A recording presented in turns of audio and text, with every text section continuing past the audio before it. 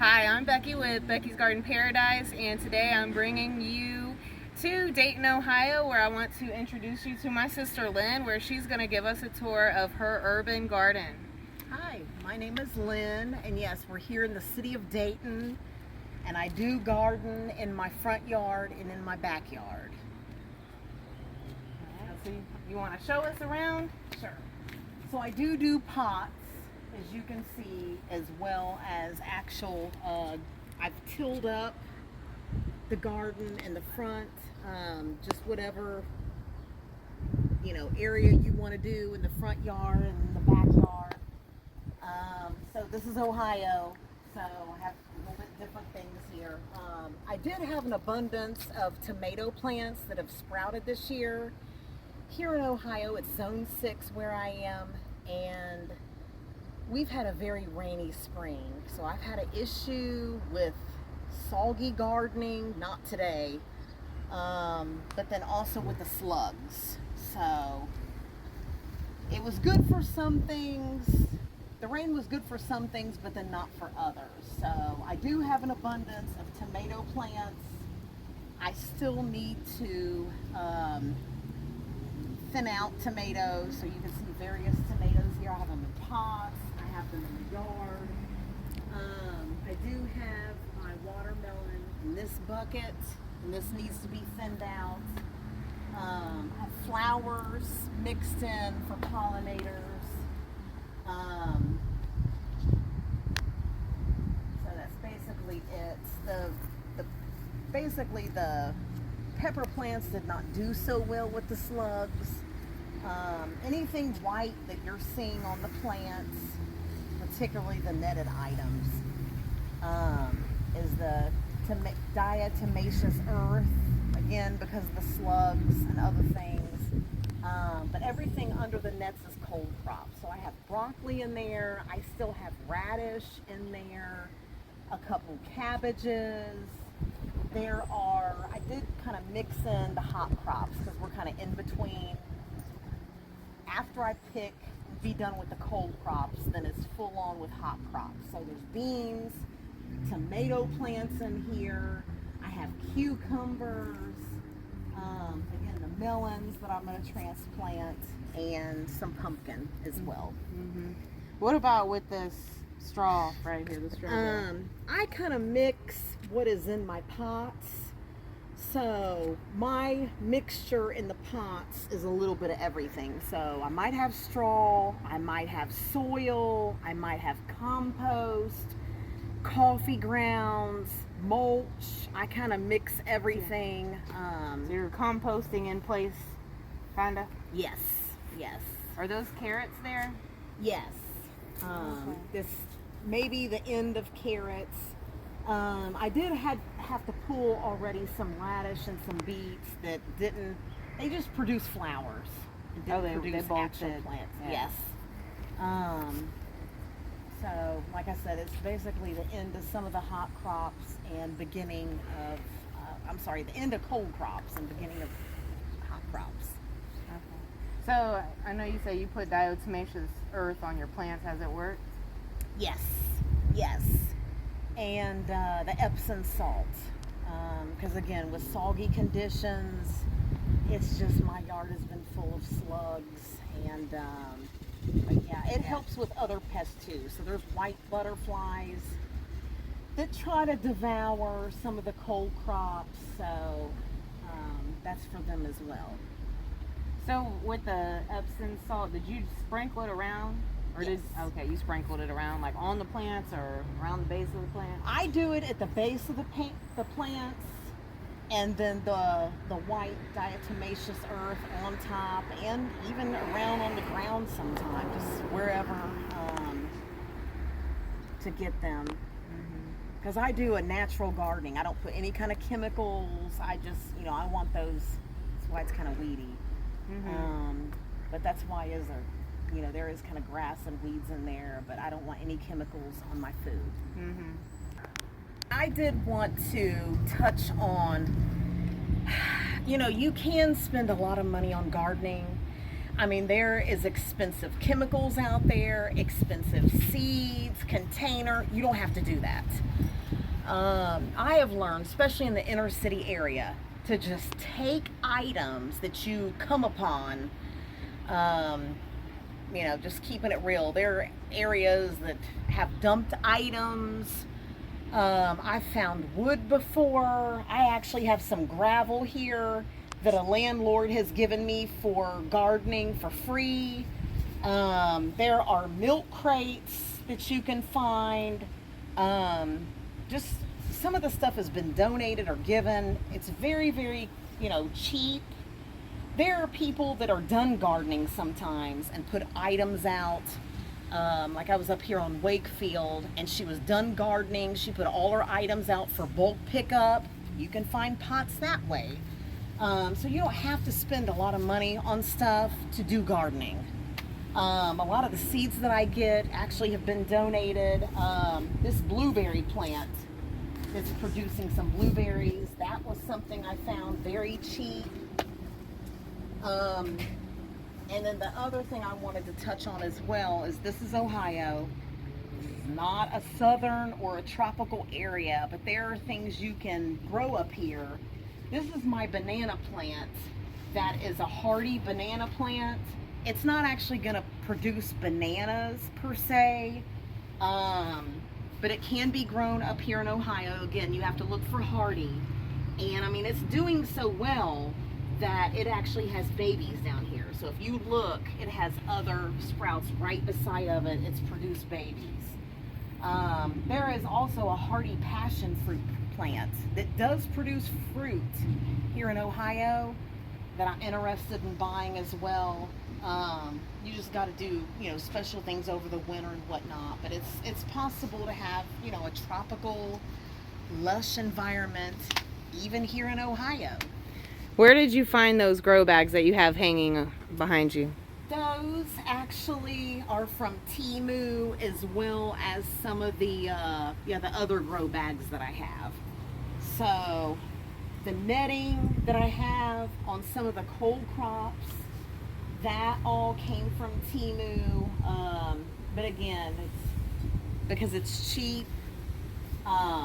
You have to cover some of the plants for some of the insects. It's really helped, except for the slugs, because the slugs come from the soil up. So it's helped with things like those white cauliflower butterflies and things, but the slugs you still need to, protect or be cognizant of. Hi. Okay, and so this is the backyard. And basically, I do have a small child, so I'm not going to encompass the entire backyard with my gardening. But this is the plot that I have tilled and fenced off. I do have pumpkin out here and some tomato plants. There's also some garlic. And again, just in trying to incorporate the hot crops as replacements for the cool crops, because once the cool crops are done, or in July here in Ohio, that's when this garlic is going to start drying out and be ready to pull. So just trying to incorporate the hot crops in there as the cold crops get pulled, die off, what have you. Mm-hmm. This is a box that I made, and again, if it looks kind of funny or it has the diatomaceous earth, but this is beans in here. This is a laundry basket that we have actually put potatoes in, and again another milk crate, but just incorporating some stuff. That's a pallet I found. Again, if you need things kind of fenced off, using what is at your disposal or what may be dumped on. I have a wooden box back here that also a landlord had given me several wooden boxes at a vacant property that they were rehabbing, and just trying to incorporate, whatever is cheap or whatever is at your disposal into your gardening, and you don't have to spend a lot of money. Okay. And that's a raspberry plant in that bucket back there too. Oh. So you have blueberries, raspberries, you have wild strawberries. Do you have any other fruit?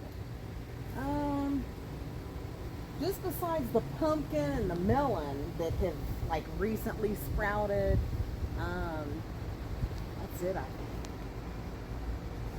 Did you plant the lilies in your yard? Some, yes. Those back there, no. But anything that's in a container, I did bring with me. And the stuff that's around this cut down tree, we did plant that. Oh, okay. And I saw you have rain barrels at all of your downspouts, so you're using rainwater to water your plants. Yeah, I collect rainwater. I feel like water from the garden hose will keep it alive, but whether it rains or the rainwater actually makes it flourish and produce. Yeah, there's a couple beans down in there. I mean, I know it's kind of overgrown,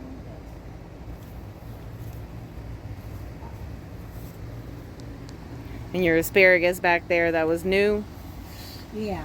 That's awesome. Looks like it did pretty good for being new. So how did you plant that? Did you buy crowns and bury them? Yes. Where'd you get the crowns at? Just Walmart on sale. A lot of the stuff that I get is either free or on sale. Yeah. I don't, I've saved seeds as well. I actually have quite a bit of sunflower seed, especially with the yellow watermelon. That's my favorite watermelon. And if you notice, yellow watermelon, at least up here is very hard to find, and it usually is seedless. So I make it a point to save those seeds because that's my favorite. Oh. When do you guys get your watermelon to ripen? Is it like late summer? Yeah, it's going to be late July. You have some nasturtiums, a couple different colors. Do you ever eat the greens from the nasturtiums? You can actually eat those and the flowers and put them on salads and stuff. Yeah. I grow them sometimes, but not every year. And then show us your little seed starting operation you have here. So this is some good gardening on a budget information. So basically, especially if you have a little one that drinks a lot of milk, it's very easy to save milk jugs. Or again, if you have a coffee shop in your area, they use quite a bit of milk. But it's a good way to start seeds in March here in the northern states. Basically, you're taking a milk carton and you cut it in half, except for where the handle would be. You fill it with soil. How much, like an inch? An inch or two. Your seeds, you water it, you tape it back up, and then you keep the spout open for even rain or snow. Precipitation, you still need to make sure it's well watered. This one is not right now. But basically, if you can't or don't want to start seeds indoors, it's helpful. And then also, again, if you're in the northern states, it's a good way to start seeds. You put them in a sunny location. So these were actually up front in the sun before I brought them back here. Oh, okay. They must be in the sun, and it acts as a greenhouse. So what all do you have still to plant? This one is a cantaloupe. Okay, so they're labeled. But basically, a lot of them are pepper plants that I had a slug problem, and that's why they're still very tiny and still in here. I would not normally have the milk jugs like this. They would be, with their second or third leaves already out here. If they had not been. So these kind of got stunted and eaten back by the slugs. Yeah. Okay. Yeah, but you can use safe milk jugs or clear. Must be clear. It can't be the white milk jugs. It can't be the orange juice containers. They must be clear because it acts as a greenhouse. Okay. Juice containers, I've seen people use clear 2 liters. Again, not the green or the brown colored pop 2 liters. A friend made this. I don't think it's been real successful. And what is that? A cold frame? Is that what it's called? Yeah. But I mean, when it's hot, you got to keep it open most of the time. And because it's open, then it's open to animals. And Have you tried growing lettuce in it, like when it's cooler? No, but I will this fall. Yeah, and you said you found this baby pool by the side of the road? Yeah, I found this. These wooden boxes were given to me by a landlord. Oh, wow, those are nice boxes. That was rehabbed at a vacant property. Again, that grow bag was Timu. Is this your first year with those boxes, or have you used them a couple years? No, that's the first. Oh, okay, good. I see you got some green beans growing in there. Yeah. And then you have this swimming pool full of mint. Yeah. That's awesome. You got little decorations and different plants. Got cucumber, I see. Yes. And then over here, what, more green beans? Yes. Oh, wow, that's good. You got a good amount. You have, I saw some of your tomatoes are starting to flower. Yes. Yeah. Okay. And back there, you said you have compost, and then you have some horseradish. Yeah. Volunteer tomatoes. Yeah. That's awesome. Very cool. All right. So thank you for showing us around your garden, sharing it with us. You're welcome. How long have you been gardening? For about 5 years. And what got you interested in gardening? I first thought it was very therapeutic because it's really good to put your energy in something and see it produce something. But now, you know, with food prices as high as they are, or even if food prices aren't high, it's good to produce your own food, cook with your own food, you know, not have to go to the grocery store. Exactly. So we're in Dayton, which is southwestern Ohio. What zone are we in here? It's zone 6. Okay. And so, how is your growing season? How long is it? It is supposed to be from around Mother's Day until September. And you said you do some indoor like seed starting with some grow lights? Well, I did. I'm not real good with it, and it can be dirty. That's why I do the milk jug gardening. It's easier just to do it out here, and the plant is hardy. The plant is already hardy, so you don't have to worry about taking it from indoors to outdoors and something happens. Okay. And what are some of your favorite things to grow? It would be melons and peppers. Any particular types of peppers? I know you said you like the yellow watermelon. Yes. I really like, you know, just regular sweet and bell peppers. But I have done, you know, jalapeno and serrano peppers as well. Oh, that's awesome. I love to grow peppers too. So tell me about how popular or unpopular gardening is in the community here. I do wish it was more popular. I happen to be the neighborhood president for the neighborhood and have offered out seeds to my community and have very little feedback.